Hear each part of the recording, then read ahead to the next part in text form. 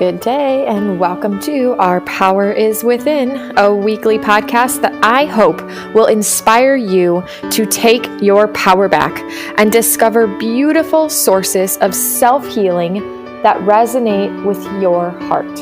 I'm your host, Chasmith. So how did last week's challenge go? Did you eat with your non-dominant hand? I really hope you gave it a try. And I encourage you to keep going with it if you did begin. For anyone who might be new to the show during this episode, what I'm talking about is this little challenge I give every week. It's always different. And last week's challenge was for everyone to eat with their non-dominant hand. So today, for this week, I'm going to add on to that challenge and encourage you to also start incorporating brushing your teeth with your non-dominant hand.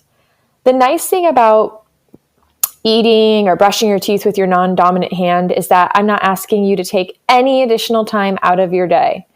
So it's a lot easier to make a commitment to begin. Oh, okay. Speaking of brushing your teeth with your non-dominant hand. So I started this journey quite some time ago, and I have an electric toothbrush. And when I first started using my left hand, it was the strangest feeling ever. It's almost as though my right hand had become desensitized over the years to the vibration of the toothbrush. So when I started using my left hand, it felt so bizarre. Like I had this heightened awareness of the vibrational feeling. I would say that now it's much more normal feeling. And if I switch hands, it feels more normal vibrationally speaking. Except I still do mostly hold my toothbrush rather funny in comparison to my right hand. So anyhow, yeah, I just encourage you to try it every day. You could maybe even put like a little Post-it note on your bathroom mirror that says, don't forget to brush your teeth with your non-dominant hand, and have fun with it. Laugh at yourself, laugh with yourself. By now, if you've been following along on this show, you know how much we talk about the benefits of laughter. All right. So today's guest is a gem. Rebecca Tolin is beautiful inside and out. She has this calming and nurturing voice and this soft, beautiful, open way of understanding and explaining mind-body syndrome and all the ways that our mind and body are interconnected. In listening to our chat today, you will get a feel for how she was really able to step into self-compassion in her journey. Her experience with pain and illness began quickly after experiencing a shock trauma and then catapulted her onto what would become a 12 to 13-year path of exploration into self and healing. And now she uses her gifts of empathy and compassion and her expertise to coach and guide others on their healing journeys. Rebecca offers one-on-one mind-body coaching as well as holistic life coaching. She is also collaborating with another coach to offer a 12-week group class called How We Heal, which begins January 28th, 2021. And I know that she's having a special offering from now until the new year, so I will drop a link for this group class in the show notes for you to explore and check out and see if it resonates with you. I always talk on here about how we are all self-healers, and yes, this is so true. We are self-healers. We are healers, each and every one of us. And with that said, it's sometimes so refreshing and positive and helpful to have guides and coaches to support us along the way. It's a really powerful experience to have someone right there to, be a constant guide and a support and getting to ask questions and just know that you have that person who's in your corner. So yes, if you're kind of not sure where you're at and you would love a little guidance, this could be a really great fit for you, especially if you don't have the ability to afford the one-on-one option. Also, while you're checking out that link, I do encourage you to sign up for her newsletter, and you will receive a gift from Rebecca, a free guided somatic meditation that she created. And it is honestly so lovely. She has the softest, soothing voice, and I found it really peaceful. And speaking of lovely, let's go ahead and get into the chat today and welcome Rebecca to the show. All right, guys, I have Rebecca on the line. A good day, Rebecca. Hello, Jasmine. I'm so glad to be here with you. Awesome. I'm really glad to have you here. I'm stoked for what's going to come of our conversation over the next hour or so, based on everything we've been kind of talking about off air.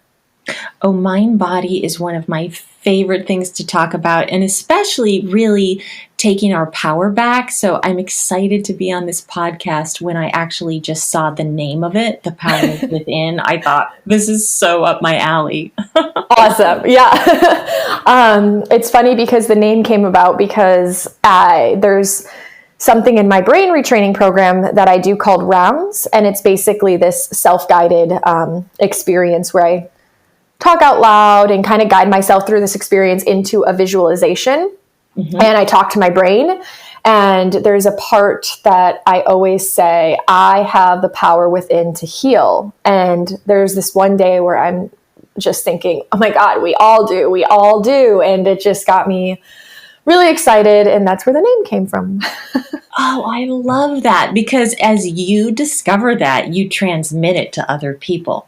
And I think that's how healing can happen collectively, is we realize, I have the power within to heal, and you really embody that and recover, and then you can share that with other people. So absolutely, we're passing it forward.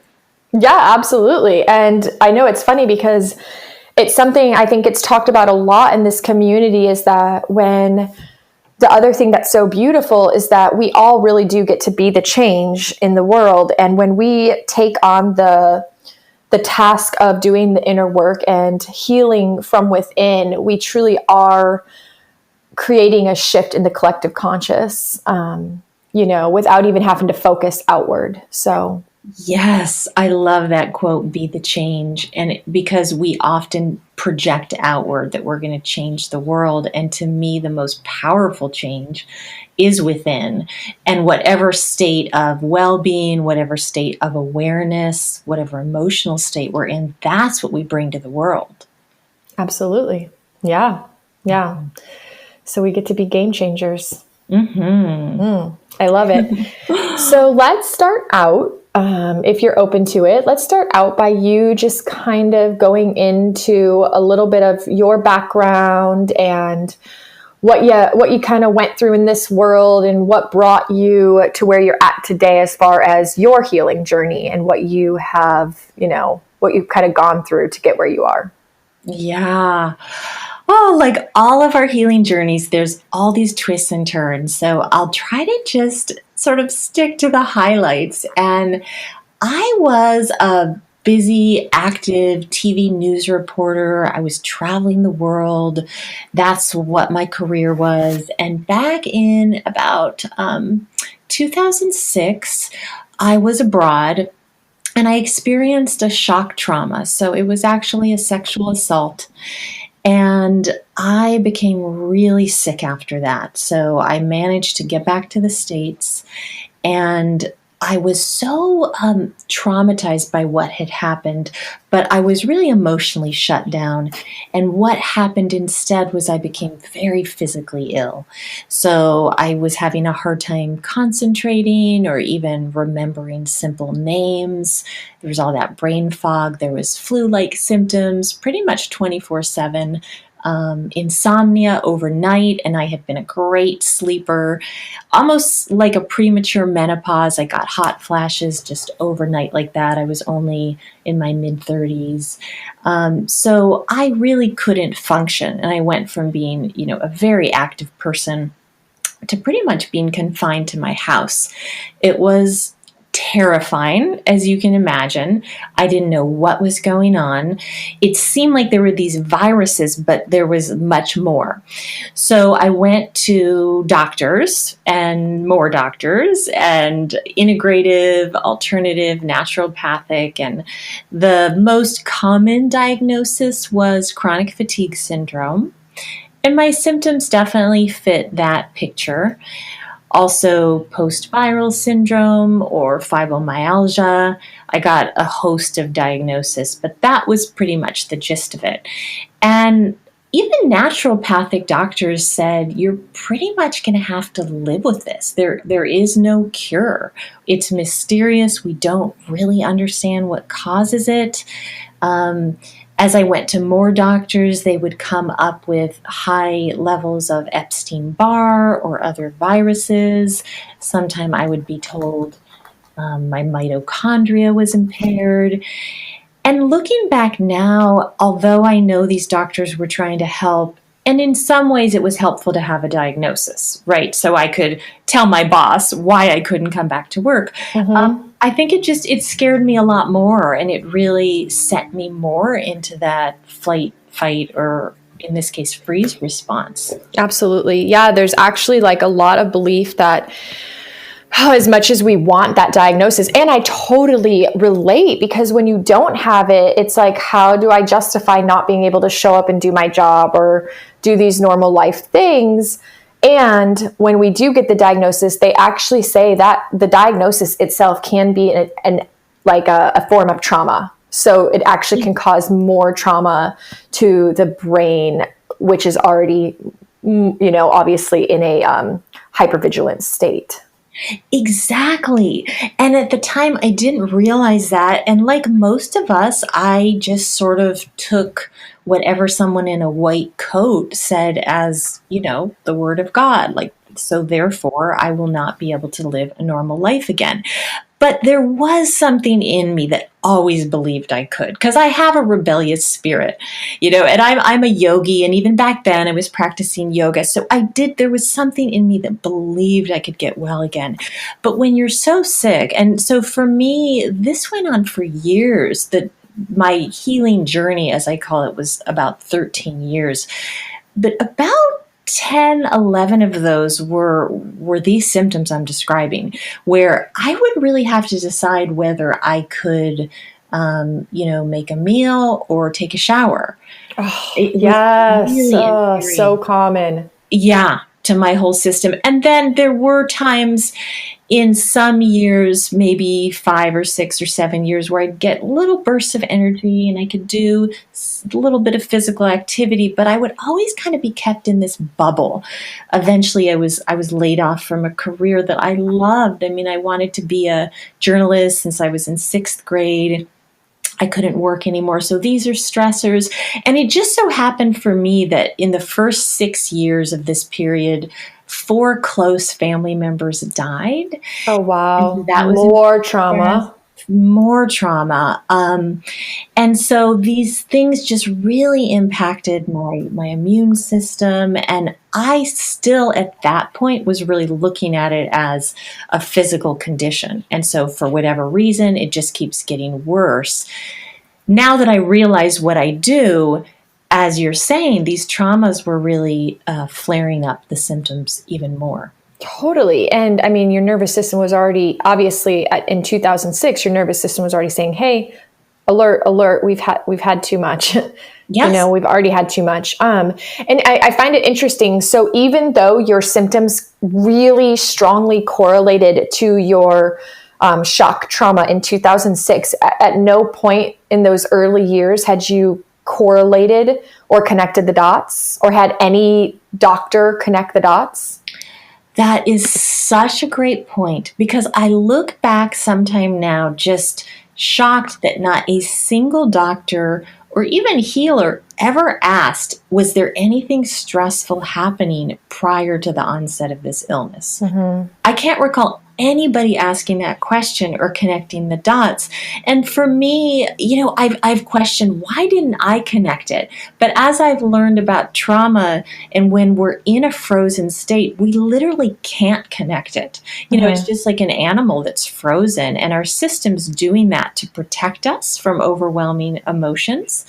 And as you said, you just literally, you can't move. You're immobile. Yeah.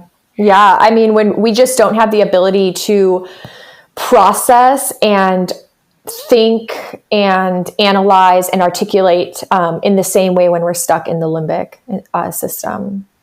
That's exactly right. And so I didn't connect that, the trauma was really the same thing as the symptoms for many years. But after going to, oh my goodness, so many doctors, I think it was a total of 50 practitioners in all. Wow. Everything from doctors to energy healers to people that did vitamin IVs and osteopaths, and I even tried antiviral IVs, shamanic healers, just everybody under the sun. I did start going to therapists, and I went to a trauma therapist who practiced EMDR. And I think that was helpful to start talking about the trauma and just to start processing some of the emotions, because I actually really hadn't told anybody. I was ashamed. Like I said, I was just sort of frozen around it. And I think that work was really important. I was surprised that it didn't shift the physical symptoms. And I think in some of those earlier years, maybe that was 5 or 6 years in, I was still doing it to shift the physical symptoms. I really wanted to recover. I wanted to get back to my life. I did some other yoga therapy work, which was actually quite powerful. It's called Phoenix Rising Yoga Therapy, where you do process emotions, and sometimes organically I would even go back into the trauma and sort of rewrite it in my own experience. Yeah, that's a form of brain rewiring. Yeah, creating new pathways around the experience. Right. And what was so interesting in that work is it happened organically, that my mind body actually started recreating that in a way that was more empowering and had a different outcome. And the therapist was really supportive and holding space. And I remember coming out of those sessions feeling so much lighter and brighter. And again, I was really surprised that it didn't shift the physical symptoms. I thought at that point for sure it would. But you were putting a lot of pressure on yourself for that to be the next thing that was going to work for the physical symptoms. But also something I'm noticing is, it sounds like at this point you've also now encountered so much more trauma emotionally, with the losses, and then also the loss of your freedom to be able to live the life of your dreams and do the things that you love, so maybe you're unpacking this trauma, this shock trauma, but there's still all this other built up trauma. Yes, and thank you so much for saying that. It was a lot of loss and trauma in those years, and even though I started doing emotional work, it's almost like I just couldn't keep up with it. It was just a really intense time. So there was also, as you say, I was still putting pressure on myself to heal and recover. And I think back in those years, I thought it was some failing on my part, because like a lot of people who get mind-body symptoms, I have the classic perfectionist personality. Yeah. I strive, I'm diligent, I'm meticulous. I did everything. So it's like, that should lead to this cumulative recovery. But when it didn't, I felt so let down and just like on that emotional roller coaster. Well, it's that magic word that should lead, right? But really, we know what it's really leading to is like this inner rage. Yes. This inner part of us that's like, I'm doing it all and it's still not good enough. Yes, that's exactly it. And then it can bring up childhood trauma where that was at play when we didn't realize it, especially Perfectionism is developed really early in childhood, typically as a coping strategy for whatever challenges you faced. In my case, there were reasons I felt like I wasn't living up. And so then these things later in life, when we're not curing ourselves or recovering, it did bring up that old, that insecurity. And I think as I went on the healing journey, that really began to shift because I started getting more in touch with my emotions, with sensations. And I think what happened after going to so many practitioners, whether it was therapy or doctors, is I actually got to this point where I just decided I would get off that roller coaster of trying to find a cure. It just became, as you know, so exasperating. And it's almost worse than feeling sick because you're just, you have like all these hopes and then it's let down and all these hopes and you're let down again. And over the years, I was practicing really gentle yoga. And then I really started in 2011. I learned transcendental meditation. I was meditating twice a day. I was able to go on meditation retreats. And then I got really deep into that path and actually was meditating several hours a day. And I started really just doing whatever would bring a little peace. So there was the yoga, there was meditation, I would spend time in nature, and I might only be able to go outside and lay in the grass and look at the trees, but that was enough. And then I actually started reading and writing poetry. And this all sort of came in this time where I just decided I'm going to let go of that should. I'm going to let go of the pressure and just start focusing on something that brings, inner peace, a little bit of mental and emotional peace, rather than something that's going to quote unquote cure me. Yeah, that's awesome. That's a beautiful gift to give yourself. And Rebecca, it's fun. It's funny because I relate so much to your story. I know I read a little bit in advance and I thought, oh my gosh, this is such a similar path that I had experienced myself. Of also just getting to a point where I said, I'm just going to stop trying. I'm just going to stop. I'm going to stop focusing on all this. And the difference for me is you got into the meditation and the yoga and the nature and the poetry. And my very similar experience was I just took off and went and traveled. I was like, I'm just going to leave. I'm going to go travel and live and, just,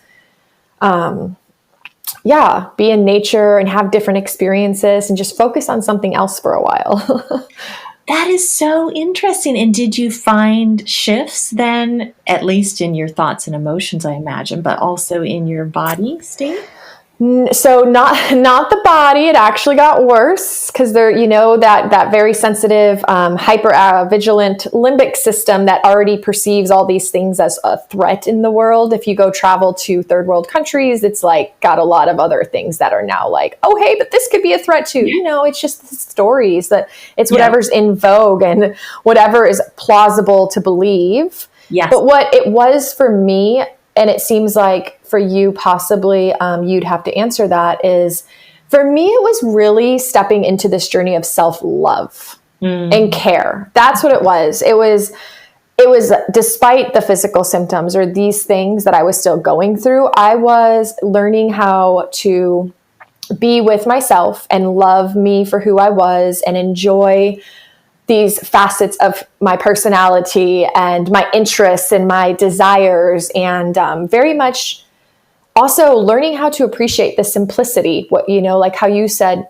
being out laying on my grass was being in nature and it was good enough. And I felt very much the same. I got to a point where that was also very, very much the same experience where I could just appreciate these simple moments. I didn't have to go hike these big mountains while I was traveling. Yes. They could have been laying in a hammock for 6 hours, I love that so much. And I relate to that so much because what I'm hearing is you took your life back. You started doing things that you enjoyed that brought you out of this fixation on the symptoms. And then you learned what you loved and learned more to love yourself. And Mm-hmm. I so relate to that. I think that for me, the only reason it was less active things, because I actually would have traveled if I could have. And I did a little bit. I did go on a couple nature retreats and things, but literally because my body still just wasn't able to do that, and I didn't think my body could. And so I ended up having this experience for about a year and a half that I feel like something in me surrendered. It wasn't even an active state. Something came over me and I really fell into deep peace. I was actually listening to Eckhart Tolle a lot at that time. I was reading A New Earth and I was listening to him. And if you know him, his voice is just pure peace. And I felt like I fell into this state that the yogis talk about that's bliss, but it's this internal sense of bliss. It had nothing to do with the outside because actually at this point I had lost my house too, my career, ability to support myself. If anything, everything had sort of fallen apart. So it wasn't that the outer world changed, and my symptoms hadn't changed much either, interestingly. But there was this sense of awe at being alive. I would just look out at the leaves and I would like feel the vibration of the leaves and the wind in myself. And I would go to this nature preserve, and I couldn't hike a lot, but I at this point could walk a little bit. I'd get little bursts of energy, and I would lay by a stream and I would just feel the water in my body. It was actually an extraordinary time. It was one of the most remarkable times of my life because it was that, I had studied yoga all these years, but there was this innate joy of being, and in a sense, maybe contentment is a better word because it certainly was not ecstatic. But I really just felt at peace with what was. I didn't feel I had to change anything anymore. And so I went on like that, interestingly, maybe about a year and a half. And in that time, I started writing poetry, reading poetry. And then from that place, I took this online writing class. It was the coolest class. It was called Write into Light, taught by Elizabeth Gilbert and Martha Beck. Ooh. Oh, it was so fantastic, Chaz. And it was just all about writing to heal and transform. So, and there was this beautiful community of people. And so we had these writing assignments, and I found I would go into sort of the pain point. You'd write into whatever the darkness or the stuck point is, and you'd keep writing until something shifted literally inside you. And then by the time you wrote what she calls the exhale, the inhale is kind of going down into the pain or the abyss, and the exhale is the lightness or the transcendence. I started sharing that writing, and I started connecting with other people in this community, and actually my energy started growing, because if you've ever done anything creative, you know that can be just a zone space that you get into, or a flow state. Yeah. So I felt some of that was happening. And interestingly, that is what ended up leading somewhat indirectly to my physical recovery, because I met this woman in the class. And actually, it was just an online class, but somehow that she mentioned in one of the chats that she had had chronic fatigue syndrome, and that she healed using this specific approach from a Dr. John Sarno. She said, "I'm happy to talk with you anytime." And I was like, well, that sounds great, but honestly, I can only talk on the phone for maybe 15 minutes because I was getting migraines at that point, which I know this sounds crazy because I was in this internally peaceful state, but this external symptomatic state. But I said, yeah, I'd love to talk with you, but I could only really talk for 15 minutes. And so I did end up having a conversation with this woman, and it actually lasted 3 hours. Wow. Yes. And I had a major light bulb moment in this conversation. It was so incredible. She explained to me her symptoms, her healing journey, how she recovered, and really what was happening. So Chaz, I know that you talk about TMS somewhat on your podcast, but just in case someone has never ran across this work by Dr. John Sarno, called TMS or mind-body syndrome, what this woman named Kathy explained to me was that essentially I wasn't sick. The symptoms were physical and they were real, and that is true, but they were being caused by my brain. It wasn't that there was something broken in my body, like my mitochondria or these viruses I was told were suppressing my immune system. And, she wasn't even a coach or a practitioner. She was just someone who had healed from this. But because I so recognized myself in it, I also heard the truth of what she was saying. Because, my symptoms kept changing and they'd come and go and they'd move to different parts of the body. And what she helped me see is that a structural or pathological illness doesn't behave that way, right? If you have a broken arm, it always hurts in the same place. So we had this long conversation, and by the end of that, Chaz, I had such a light bulb moment. She said to me, Rebecca, you are not sick. Your brain is creating this to protect you from repressed emotions. And I got it. It was like when you just see this truth right in front of you, like the big pink elephant in the room. I somehow just completely got it. And I think it was partly because I was in this peaceful, surrendered state. I could just see and feel the truth that already existed.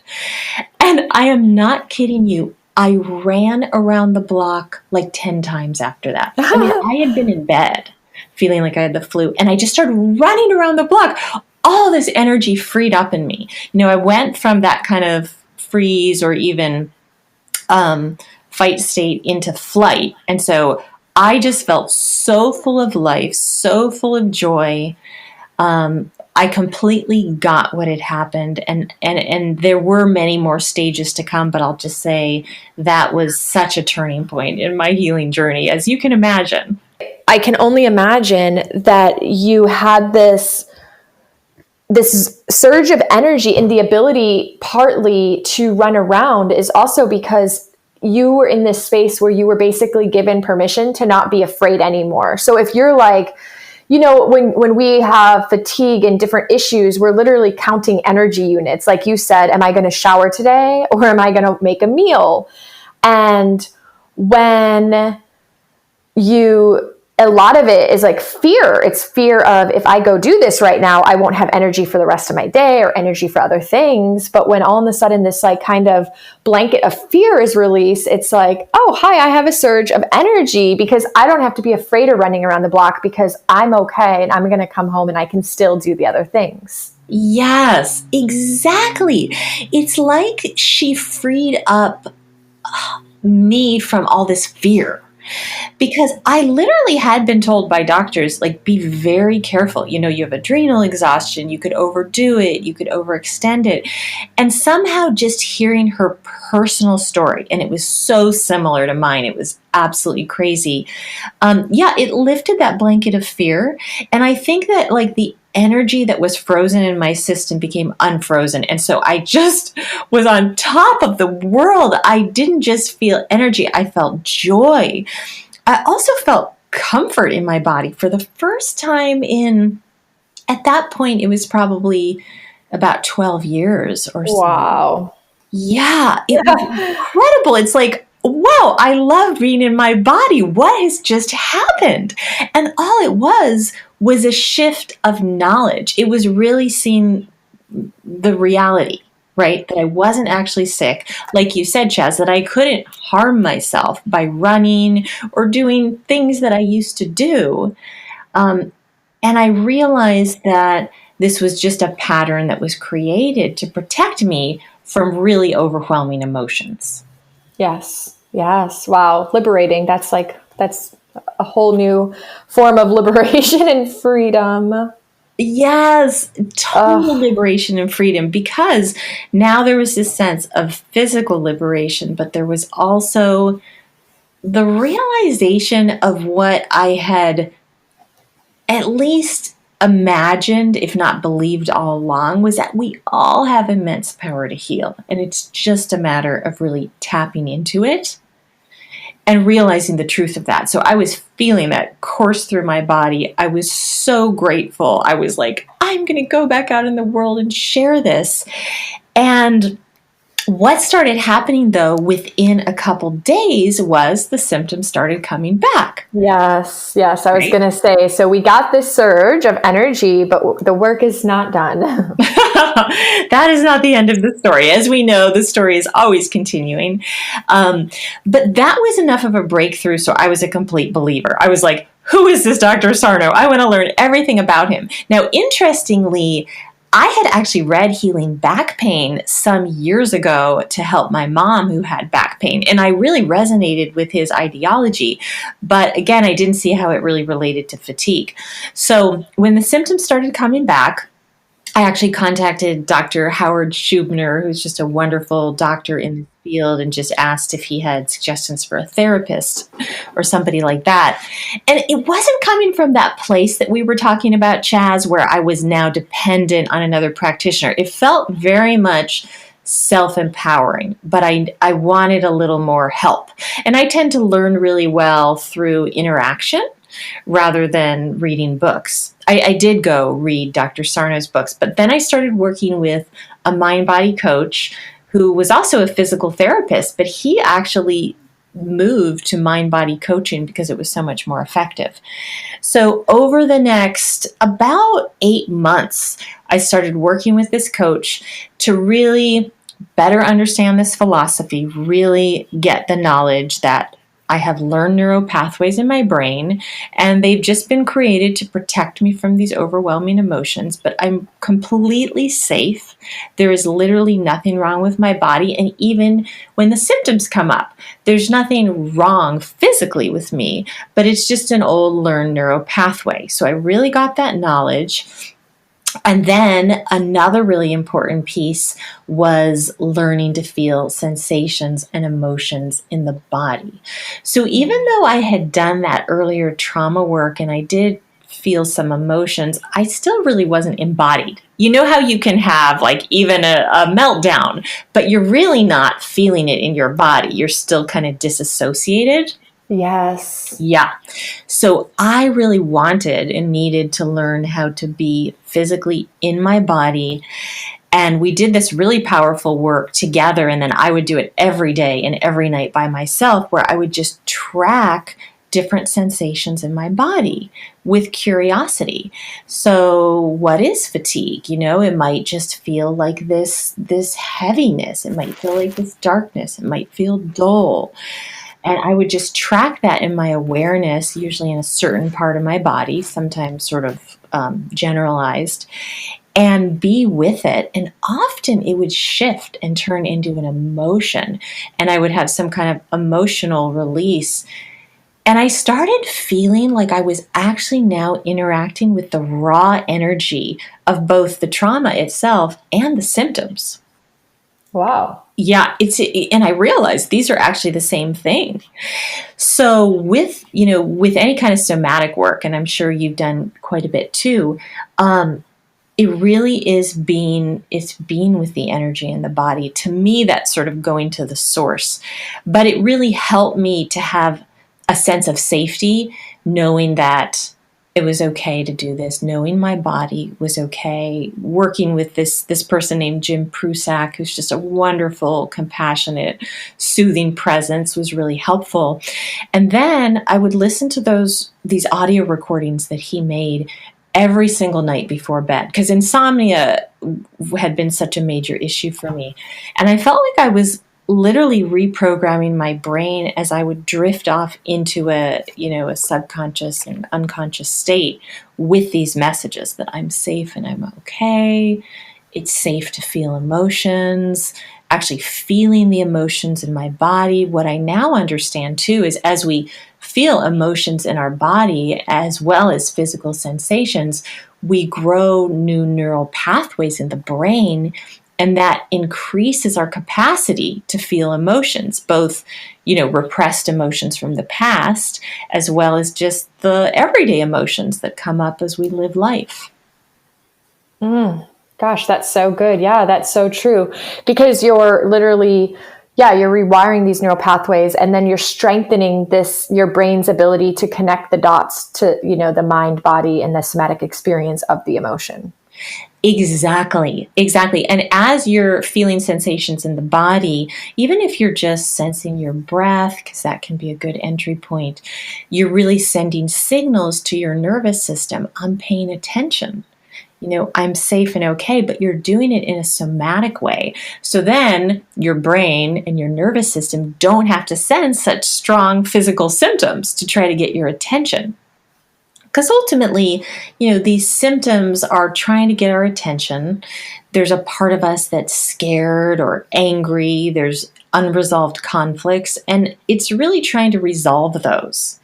But creating the physical symptoms becomes either unnecessary or less necessary as you learn to live as an embodied emotional being. Yes. So that, and that's still continuing. I went through months of coaching, and then after that, I've trained for several years to become a coach and support other people through it. But it's still a daily process of asking myself, if I have any kind of flare up of symptoms, they're usually so much more mild, but of course it happens. Immediately my question is, what am I feeling emotionally? What's happening emotionally? Because I know this is just a part of my brain that's communicating to me that doesn't feel safe, or it wants something to be felt and seen and understood.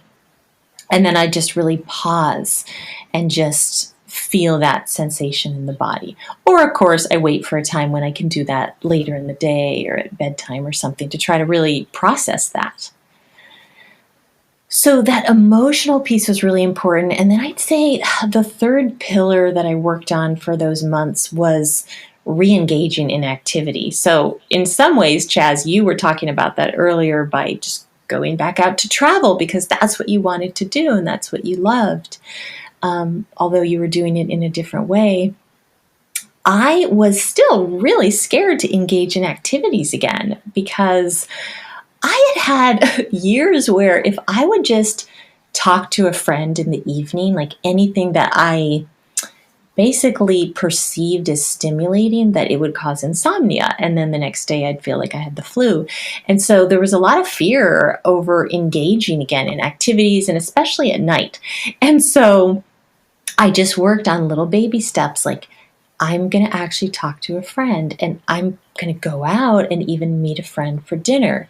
And then sure enough, I would have insomnia that night, but I learned to be indifferent to it because I knew that I was retraining my brain, that it wasn't harmful, that I didn't sleep, well that night, if at all. I would sleep whenever I eventually needed it. And I just changed my whole way of thinking and acting and took these baby steps. And then eventually I started traveling again. Actually, those women that I had met through the online writing course, Write into Light, one of them was having a big birthday party at this farmhouse in Pennsylvania. And we had never met in person. And there was about 15 women that were going to be there. And I so wanted to meet them, but I was still in kind of that iffy stage of my healing where it's like, okay, I can do a little bit, but not a lot. And I would still get symptoms that would come back.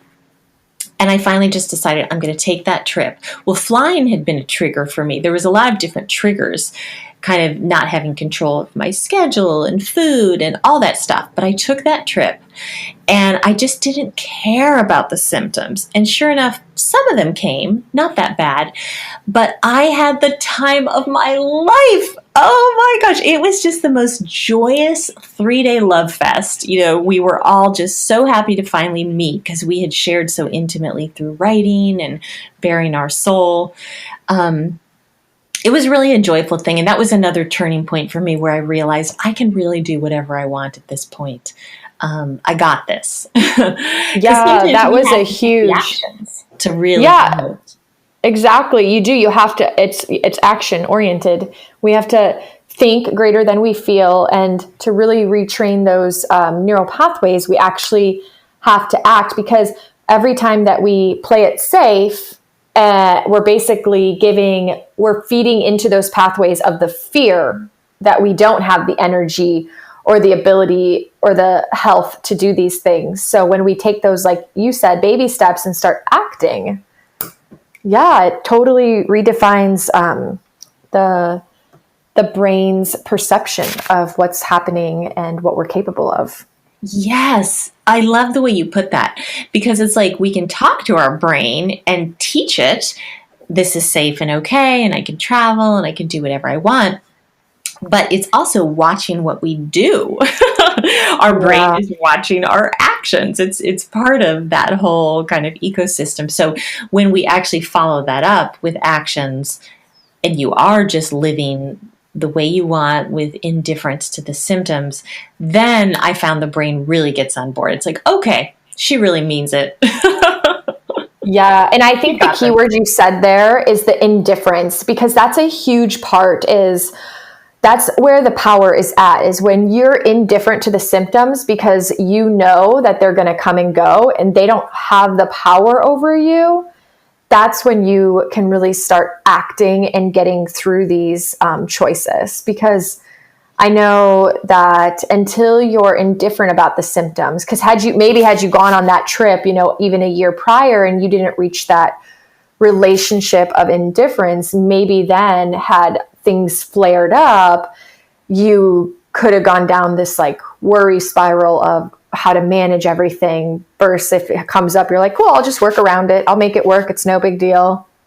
Oh, exactly. Because before, when the symptoms would come up, so say I would go out of my comfort zone and I would get symptoms, then I thought that meant, oh, you're going too far. That just means my body's not capable of it. And then, of course, that is really stressful because you're reinforcing these neural pathways that you're weak, that you're disabled, that you're really not capable. But then when I realize I'm perfectly capable of doing this, it's just a little bit of discomfort. And by this point, I was really feeling sensations in the body. So, fatigue might be like heaviness, body pain might be like burning or aching. I actually started getting the symptom imperative with anxiety. Then when the physical symptoms got better, I started getting anxiety. But I was like, this is really kind of fascinating. It's like this electrical current in my body. And you just start feeling the sensations themselves, and they're not as intimidating. Because I wasn't running from them. And like you said, I was indifferent to them because I didn't think that they meant that I was broken or I was going to have to live this way. Instead, I actually thought they meant, oh, I'm making progress. These symptoms are shifting and changing. It's what Dr. Sarno talked about, the symptom imperative. Your brain will create a new symptom to distract you from the emotions it considers threatening. So I knew it was progress. And I knew it was also like, okay, well, I may go on this trip and have some symptoms, but it's such a mild and temporary discomfort in order to retrain my brain for longer term well-being, which is really what happened. Yeah, absolutely. It's also so great. I'm sure you've had this happen too. Have you ever just had your brain pull some really funny cards and you just laugh at it? Like, really, you're going to go there? Like, now this is happening? Really? Like, yes. And you just literally laugh. I honestly had that happen yesterday. It was the most one-off, bizarre thing where I had this really weird little symptom that I probably haven't felt in like 12 years. And I was like, really?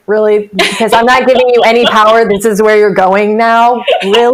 And then it's just like, thank you, because you're just once again reaffirming the truth. Yes. Oh, absolutely. That brain is like so creative. No, it happens. I mean, something else that I recovered from along the way was interstitial cystitis, which is like a spastic bladder and can create excruciating bladder pain.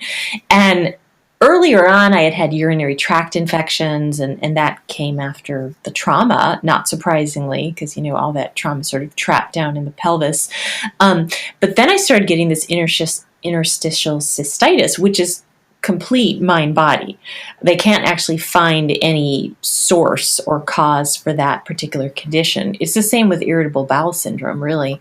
It's just in the bladder instead of the bowels. So for the most part, I've completely recovered from that. But even yesterday, I had like a whole bunch on my plate. I had a bunch of clients. I knew I had this podcast coming up.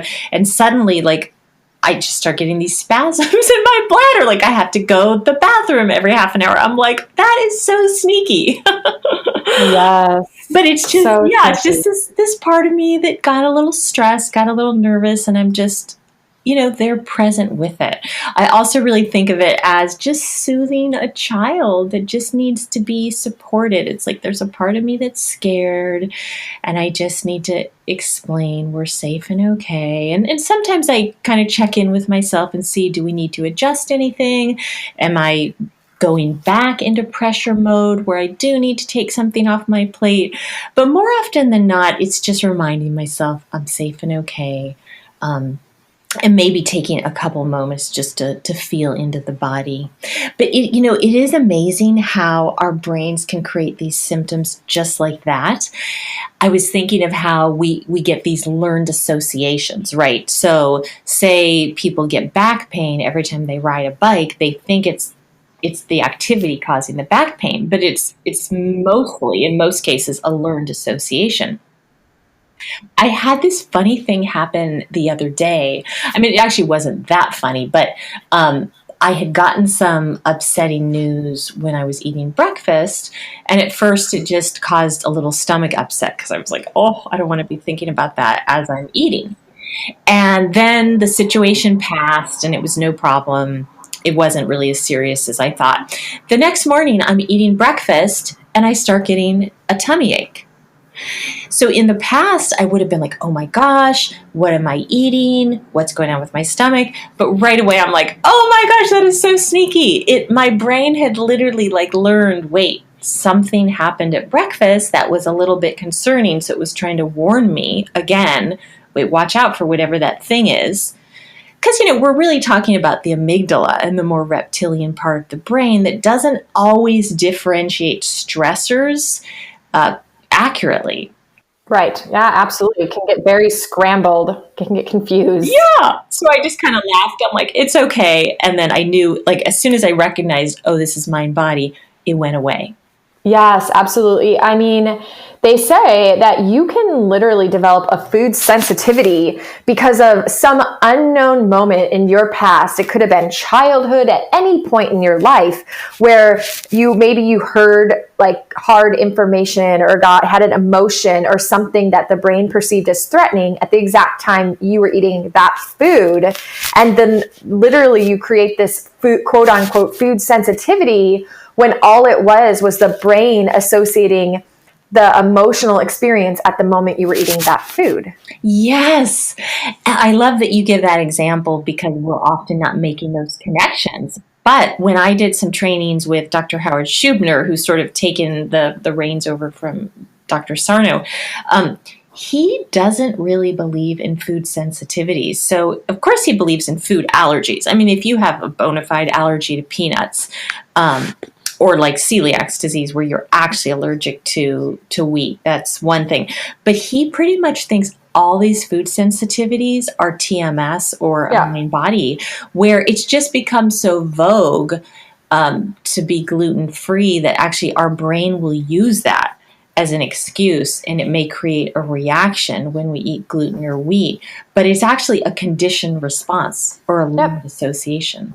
Oh, absolutely. And that's why a lot of people, when they go down the rabbit holes, I mean, for all, like so many of us, when you start to focus so much on the physical and you start doing these elimination diets and you start to do different things, like you start creating all these false associations because you hear, oh, well, chemicals are bad, or, oh, this food is bad, or, oh, this is a GMO.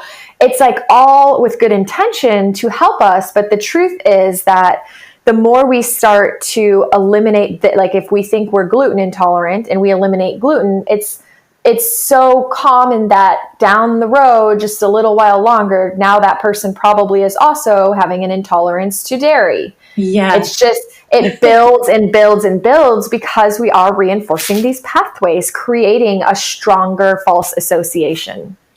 Oh, that's so it.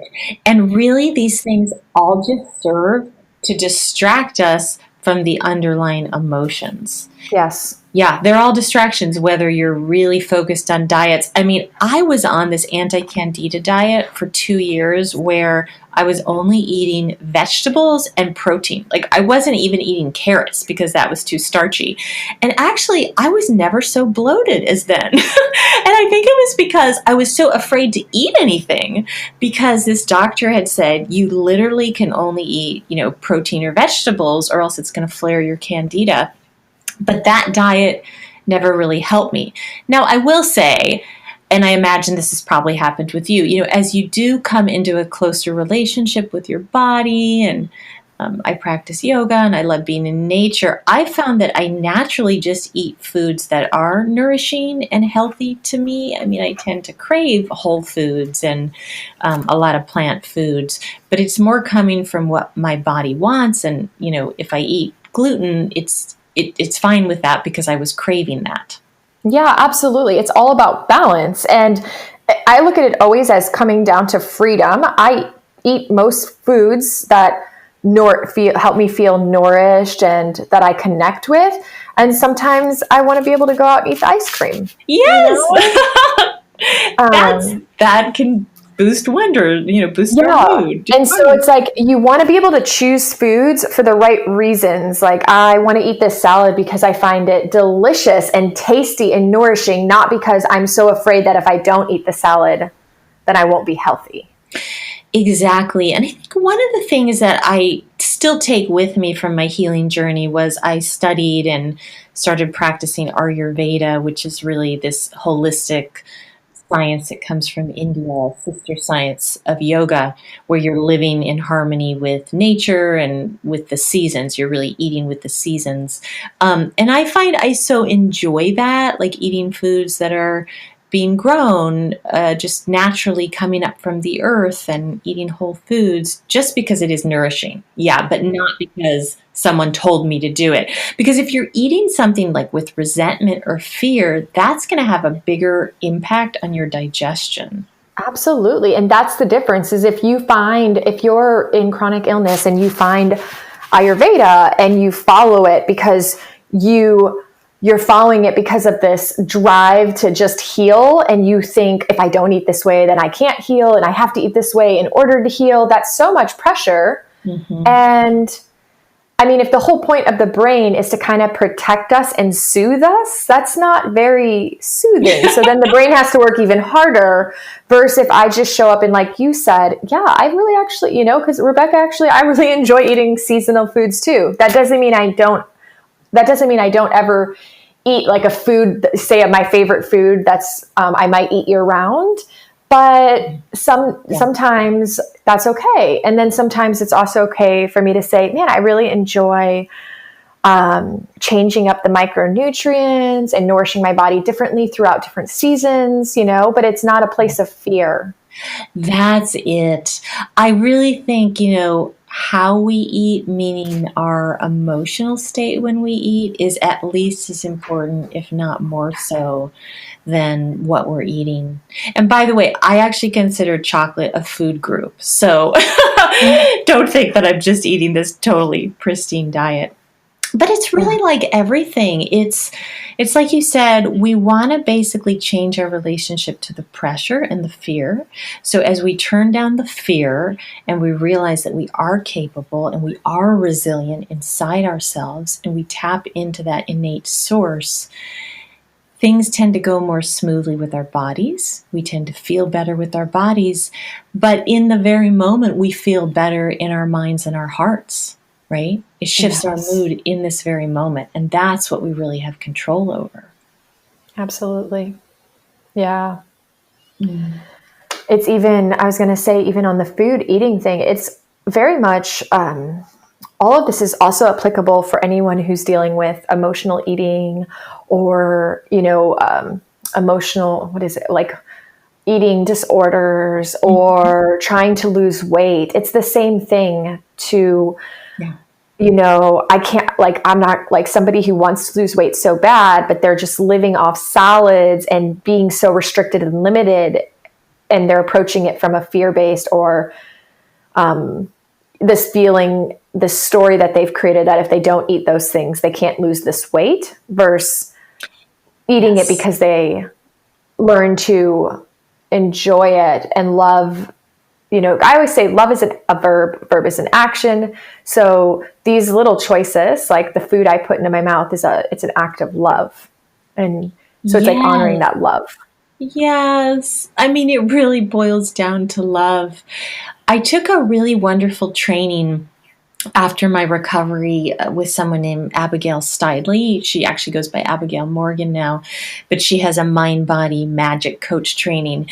And she did teach a module on eating disorders. And what she really helped me realize that, and I've actually had a few clients that have come with this issue, is, people that have some sort of struggle with food are eating to comfort themselves. So then if you beat yourself up on top of that, you're creating more of a reason to overeat because you need more comfort. So actually really with any kind of addiction, comforting yourself and not beating yourself up for the behavior tends to be a much more effective way to let that behavior go. Just sort of being aware, okay, I'm doing something that may not be really perfect for my mind and my body, but I need some comfort, so it's okay right now. And, how else can I accept and love myself? Yes. Yeah. And also just knowing that we're living this human experience and we have these things called taste buds. So it's also okay to sometimes just eat something for the pure joy and love of it. Ice cream healing, Yeah, chocolate. Dark chocolate, absolutely. Yeah, absolutely. Oh, we could go on for hours, I feel like, but I wanted to kind of ask a couple just more questions for the listeners, because I feel like maybe if I'm a listener, I have some questions stirring in my mind. Mm-hmm. And one of the things is we talk a lot about the somatic experience that you created that was really powerful in your healing journey and feeling into the actual feelings that were happening in the body. Mm-hmm. And I know you had a coach for a while. Mm-hmm. So what would you say, aside from this somatic training you did, what were some of the tools that you found to be most successful that you did either on your own or with your coach? Were you doing more journaling, or was he helping you access some of these deeper repressed emotions verbally? Mm-hmm. Yeah, I always think that whatever helps us the most in our healing journey is typically the biggest gift we have to give others, because there's all these different tools and you have to kind of find what really helps you the most. So about the journaling, I did a little bit of journaling, and I still do. And in the various coach trainings I took, they taught something similar to Journal Speak with Nicole Sachs, where I will journal if I'm especially angry and I just can't seem to get in touch with that emotion, or my mind's spinning around something. It really helps me to just completely vent onto the page. So journaling in an emotional way, like, why am I angry? Why is this literally pissing me off? If I have bladder symptoms, why am I scared? Why am I sad? Any number of things that can kind of help me release some emotions. And I do find that's a tool that I'll go to maybe a couple times a month. For me, I love the somatic practices. So I did a number of trainings after my healing in various trainings to learn how to heal at the nervous system level. I've done trainings with Alan Gordon and Howard Schubiner on somatic tracking, or what they call pain reprocessing. I did this 6-month mind-body coach training where we learned tons of somatic tools. So what I try to do is really take Dr. Sarno's principles and just add to them by helping people get in touch with the underlying emotions, especially if that's where they're getting hung up. Because sometimes people really learn the knowledge and they read the books and they're like, yeah, I totally get it. This is created by my brain. Why am I not getting better? And in a lot of cases, it's just because they're still, disconnected from their body sensations. And one of Sarno's don'ts in his do's and don'ts, he says, don't repress emotions. So learning how to actually feel emotions as we go through our life. So I do different practices for myself and with clients where it could be everything from just learning to feel the neutral or enjoyable sensations of breath or a positive memory, all the way to then pendulating that, like something positive we feel in our body with the pain. So sometimes when you go back and forth like that, and then you can even bring in sounds like humming or toning sounds, it can create a new association with the pain or the discomfort. In fact, that's a really powerful technique that's based on Stephen Porges' polyvagal theory.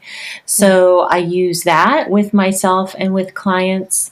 Really, though, it's very simple. It's sort of just like feeling yourself grounded, feeling what sensations are in your body, asking what's happening emotionally now. When symptoms arise, what's happening emotionally, and turning your attention to that is a really powerful one. And then the affirmations are still key for me. I mean, I talk to myself like all day, every day, just reminding myself. Initially, I could only go as far as I am not sick. That's all my brain would believe.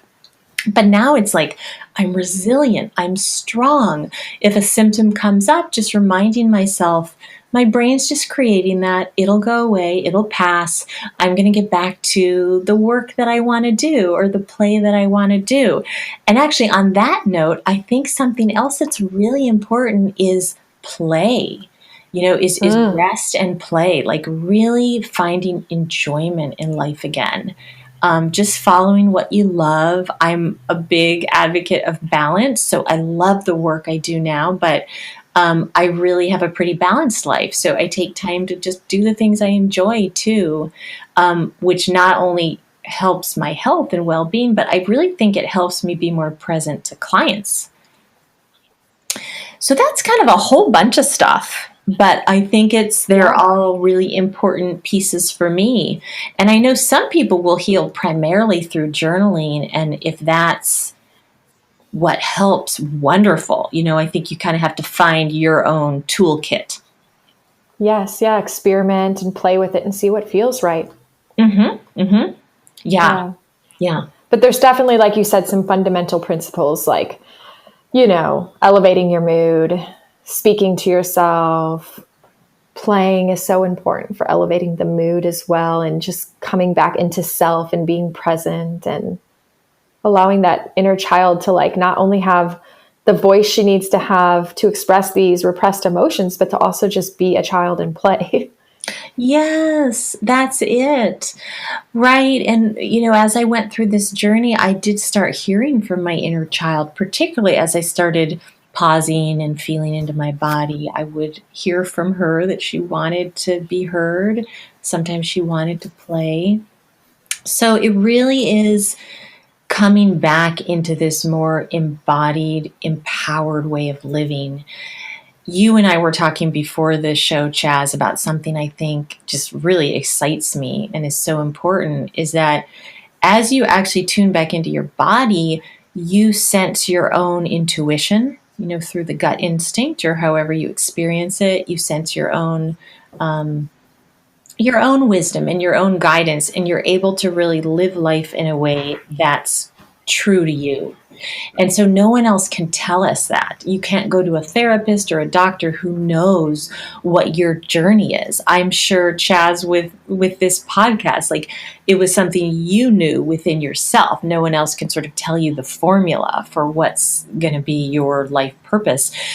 But what I find with this mind-body work is the deeper you go and the more you shift your thoughts and you shift your beliefs based on this new knowledge, but also feeling into the body. There's just this reservoir of infinite healing, resilience, and joy that knows what it likes to do, and that knows how it wants to Yeah. express in the world.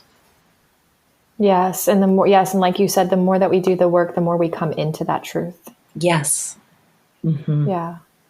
We find her again or Yes. him. Absolutely.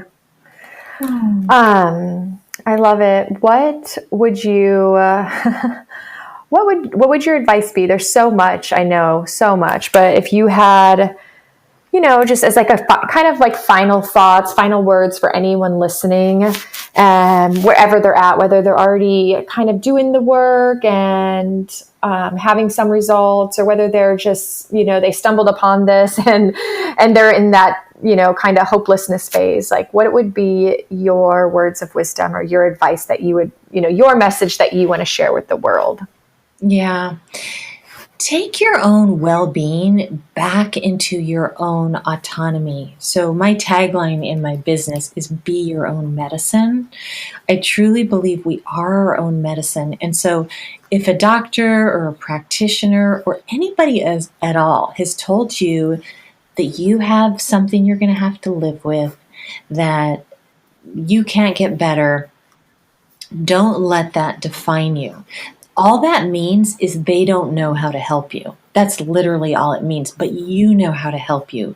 So really just come back into, there is this still silent place inside of you that does know the answers, that does know the direction, that does believe in you, your well-being, your full capacity to live a fulfilling life.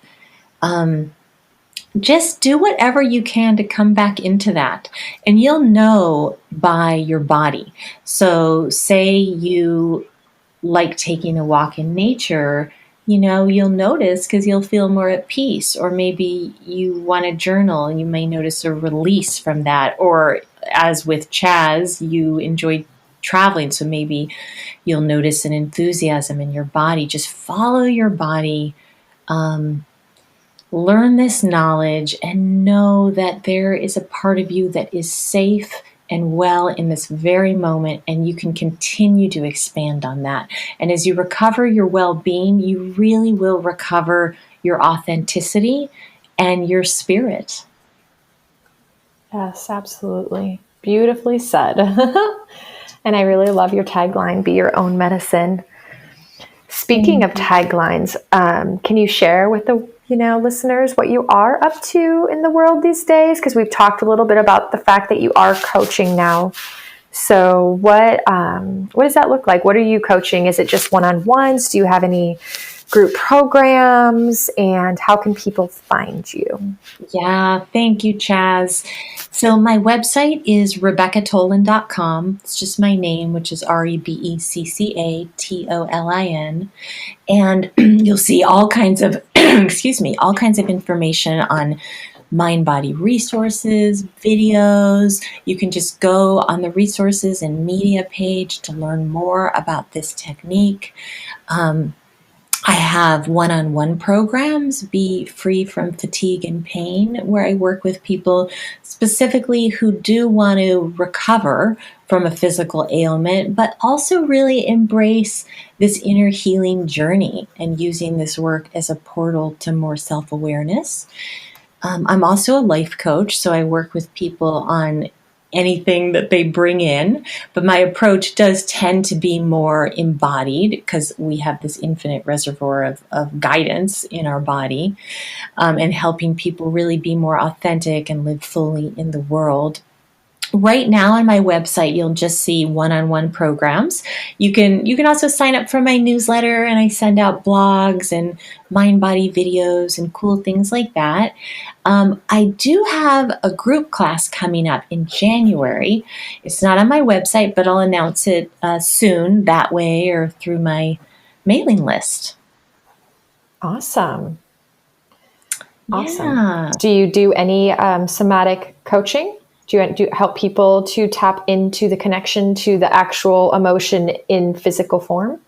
Very much. That is probably my favorite work. I just love that work because it helped me heal so much. So I work with clients on the knowledge and wherever they're at, but we do tend to do somatic meditations where I do that together with them in a live session. So we'll see what's coming up in their mind body system and kind of follow that. Sometimes it's just sensations. Sometimes the inner child or ancestors will come up. You just never know what happens when you sort of move into body sensations. Sometimes it's literally just helping somebody reconnect with their feet, their feet on the earth, that sensation of grounding if they've been so disassociated. But I bring a lot of that in, and I have a lot of audio meditations that I've made, or I actually make personally for clients that I record the affirmations that work really well for them, combined with the different somatic practices. And that's just part of my coaching that I like to give those meditations because they were so helpful to me. Awesome. I love it. Thank you so much for being here with me today and for sharing your story. I think it takes a level of vulnerability and courage for us to share our stories and speak truth. And I really appreciate you being here and showing up like that for the people who are listening. And and your wisdom. Thank you so much, Chaz. I really appreciate this opportunity. I love talking with you. We speak the same language. And I'm so grateful that you're sharing your gifts in the world this way. Oh, thank you very much. It's fun. It's really fun. I'm loving it so much. I feel really blessed every single day. That's the best compass. Yes, exactly. Any final thoughts, words, or anything else before we say goodbye? No, I think we covered it. I love your message that the power is within, and that really is true. And if anybody doubts that, just keep exploring your inner worlds and you will find it. Absolutely. Thank you. Thank you, Chaz. All right, self-healers, that's a wrap. Thanks once again for being here with me on this journey. I really appreciate each and every one of you. And if you felt like this message resonated with you, I would love if you could scroll down on the Apple Podcast app and click 5 stars if you feel like I've earned it. And also considering leaving a review. Another wonderful way to support the podcast is by sharing your favorite episode with a friend or even posting on social media and tagging me at Our Power Is Within. Thanks again for being here. Don't forget to try that non-dominant challenge. And until next time, make this week great.